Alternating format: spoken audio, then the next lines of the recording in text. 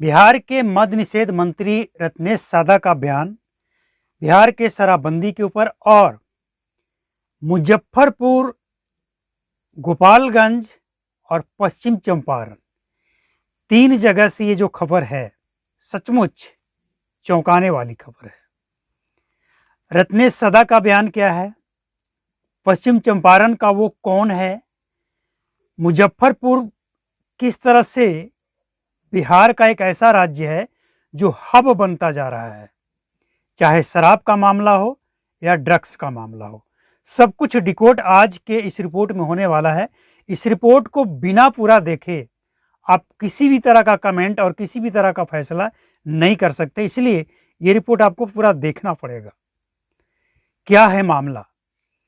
गोपालगंज की अगर बात करें तो गोपालगंज, अगर आप चाहते हैं कि नए साल में गाड़ी खरीदें तो आपके लिए बहुत अच्छी खबर है। ये 2 व्हीलर से लेकर 4-6 व्हीलर तक, ट्रक तक, जो शराबबंदी केस के तहत जो जब्त किया गया है उस गाड़ी की नीलामी होने वाली है, बहुत ही कम दाम में, बहुत ही सस्ता, और मात्र 24,000 से 70,000 तक इसकी कीमत फिलहाल है, जो बढ़ेगा बोली लगने के बाद। जैसे आपको कोई गाड़ी पसंद आ गया तो अगर उसकी कीमत 24,000 है तो जब से सबसे ज़्यादा, सबसे अंत में जो उस पर बोली लगाएगा उसकी गाड़ी होगी, और ये रजिस्ट्रेशन कराना होगा इसके लिए आपको, जो कि 23 दिसंबर से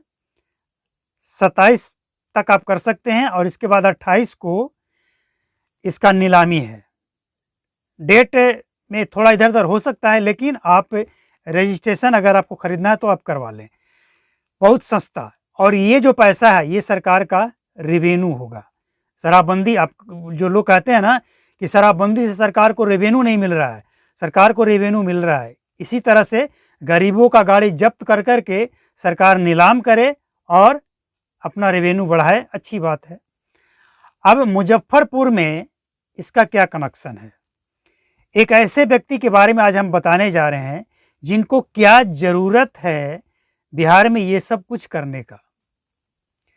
70 वर्ष का बुजुर्ग अगर बिहार में ड्रग्स का सप्लायर बने तो आप क्या कहेंगे?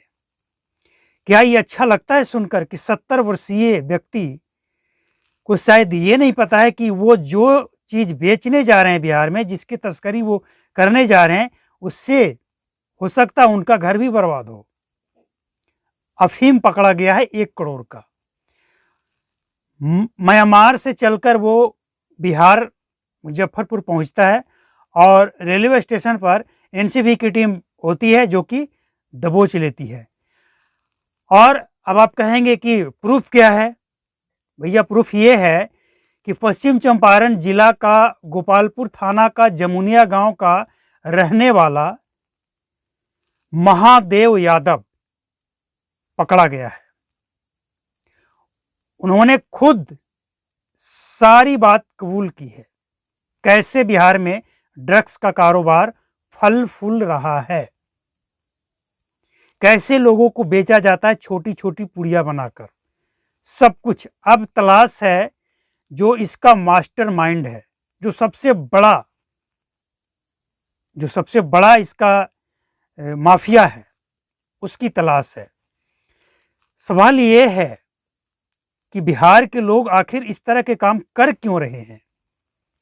कितनी बेरोजगारी है या क्या है? हालांकि उम्र 70 वर्ष, वो चाहे तो कुछ और भी कर सकते हैं। अब 70 वर्ष की उम्र में जब ये जेल जाएंगे, हालांकि जाएंगे ही, तो कैसा लगेगा? और मुजफ्फरपुर की अगर हम बात करें तो मुजफ्फरपुर हब क्यों बनता जा रहा है? सबसे ज्यादा इस समय बिहार में मुजफ्फरपुर, और ये सिलसिला आज से नहीं है, जब से आलोक राज डीजीपी बने हैं तब से उनको चिढ़ाने के लिए कहें या चुनौती देने के लिए कहें, मुजफ्फरपुर को ही चुना जाता था। बहुत बड़ा बड़ा खेप मुजफ्फरपुर में पकड़ा गया, 1 करोड़ का खेप, चाहे वो ड्रग्स का मामला हो या फिर शराब का मामला हो। मुजफ्फरपुर हब बनता जा रहा है। सरकार के लिए, प्रशासन के लिए एक बहुत बड़ी चुनौती है ये। जबकि रत्नेश सदा की अगर बात करें तो उनका कहना है कि सीसीए लागू करेंगे, कानून उन अपराधियों को सबक सिखाने के लिए। लेकिन क्या होगा इससे? क्योंकि जब वो पकड़े जाएंगे तब ना, आप सीसीए किसके ऊपर लगाएंगे? यहाँ कौन पकड़ा जाता है? अभी अररिया में पकड़ा गया ना 30 लाख का शराब, इसके बाद पटना में पकड़ा गया। लेकिन क्या वो पकड़ा गया जिसका ये शराब था? और क्या वो कभी पकड़ा जाता है? और अगर पकड़ा भी गया तो क्या उसको सजा होती है?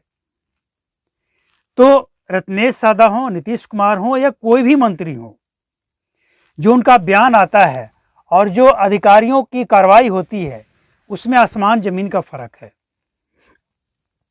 रत्नेश सादा इस बात को स्वीकारते हैं कि कुछ माफिया बिहार के शराबबंदी को हैक कर लिए हैं और वो इसको चला रहे हैं, शराबबंदी को फेल करके बैठे हैं। जब सब कुछ आपको पता है, आपके जो थाना इंचार्ज हैं उनको भी सब कुछ पता है, फिर भी कार्रवाई क्यों नहीं होती है? ये बयानबाजी करने से क्या होगा? अब आप ये भी नहीं कह सकते हम अभी अभी आए हैं, थोड़ा समय लगेगा, ये बात तो आप कह नहीं सकते हैं। सच्चाई ये है कि उन्हीं के अधिकारी जब ये काम करेंगे तो कार्रवाई किसके ऊपर करेंगे? कई बार जो मामला सामने आया है, बड़े बड़े अधिकारी, क्या कार्रवाई होती है? सस्पेंड कर दिया जाता है, सस्पेंड कर दिया जाता है, वो पैरवी लगाकर दूसरे जगह फिर ज्वाइन कर लेते हैं। तो रत्नेश सदा हो या कोई भी मंत्री हो, सबको पता है। और किसी को नहीं पता है तो जो थाना इंचार्ज है ना, उनको सब पता है, टोटल बात पता है कि उनके थाना के अंतर्गत, उनके थाना का जो क्षेत्रफल है, उस क्षेत्रफल में कितने शराब बेचने वाले हैं और कहाँ कहाँ बिकता है। टोटल लोकेशन तक पता है, एग्जैक्ट लोकेशन, चौकीदार के माध्यम से या किसी भी माध्यम से, क्योंकि कमीशन भी तो वसूलना है और कमीशन वसूलने के लिए जानकारी तो रखना पड़ता है, और कमीशन वसूलने के लिए जानकारी तो रखना पड़ता है, लेकिन कार्रवाई कर देंगे तो कमीशन कैसे मिलेगा? तो रत्नेश सादा जो बयान दिए हैं कि हम सीसीए लगाकर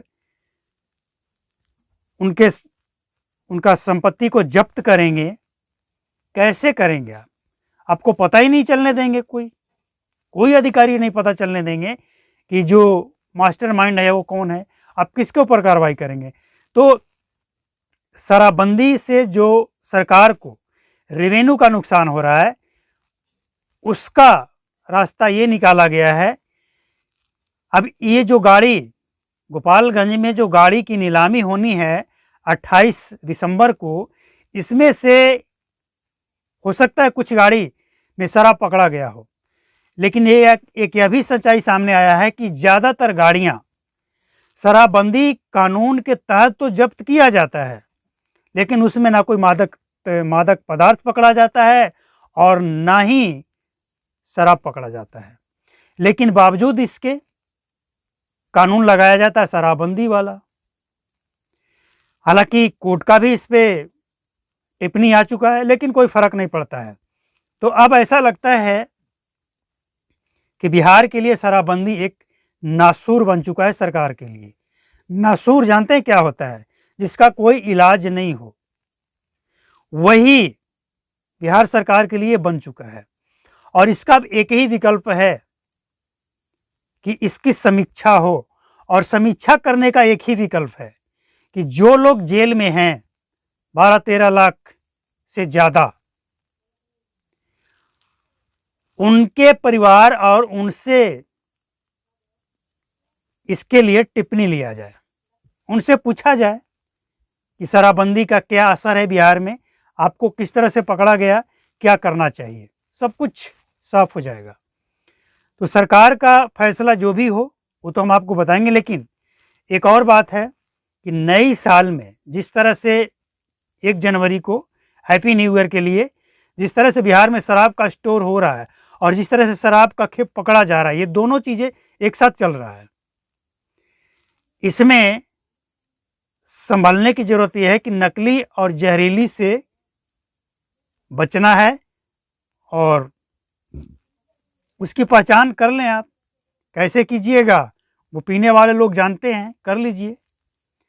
तो अगर आपको लगता है कि ये जानकारी आपके लिए ठीक ठाक है तो लाइक करें, शेयर करें और चैनल को सब्सक्राइब तो कर ही लें, क्योंकि आने वाला हर अपडेट और हर तरह के समस्या का समाधान, आपके साथ किसी भी तरह का समस्या, कोई अधिकारी आपको परेशान करता है तो आप बताएं, उसको आवाज़ दिया जाएगा, सरकार तक पहुंचाया जाएगा, अधिकारियों के ऊपर कार्रवाई होगी। मिलते हैं, नमस्कार, जय हिंद।